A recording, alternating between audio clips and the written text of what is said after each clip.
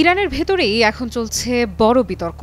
দেশের পারমাণবিক কর্মসূচি ও ক্ষেপণাস্ত্র শক্তি নিয়ে কেউ কেউ বলছে আমেরিকার সঙ্গে সংঘাত কমাতে এগুলো বন্ধ করতে হবে, কিন্তু ইরানের সর্বোচ্চ নেতা আয়াতুল্লাহ আলী খামেনির দফতর থেকে স্পষ্ট বার্তা এসেছে এমন প্রস্তাব একেবারেই অবাস্তব এবং বোকামি।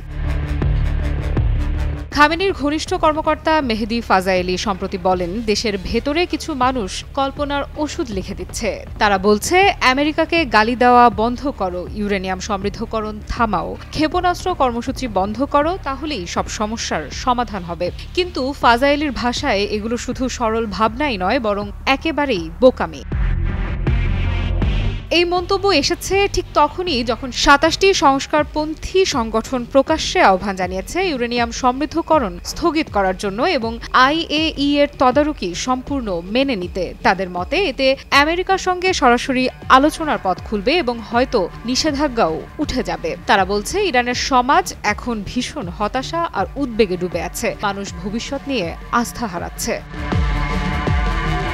কিন্তু খামেনি আগেই স্পষ্ট করে দিয়েছেন আমেরিকার সঙ্গে সরাসরি আলোচনার কোনো প্রশ্নই নেই। আগস্টে দেয়া এক ভাষণে তিনি বলেছিলেন, যারা ভাবে আমেরিকার বিরুদ্ধে স্লোগান বন্ধ করলে তারা খুশি হবে, তারা আসলে ভ্রান্ত ধারণায় ভুগছে। আমেরিকার সঙ্গে আলোচনা করলে সমস্যার সমাধান হবে, এমন ধারণাও ভ্রান্ত। এদিকে সরকার ও নেতৃত্বের ভেতরেও চাপ বাড়ছে। প্রেসিডেন্ট মাসুদ পেজেশকিয়ান তুলনামূলক নরম নীতি নিচ্ছেন বলে রক্ষণশীল মহল অভিযোগ করছে। তাদের মতে সরকার খামেনিকে চাপ দিয়ে যুদ্ধবিরতির পথে ঠেলে দিয়েছে।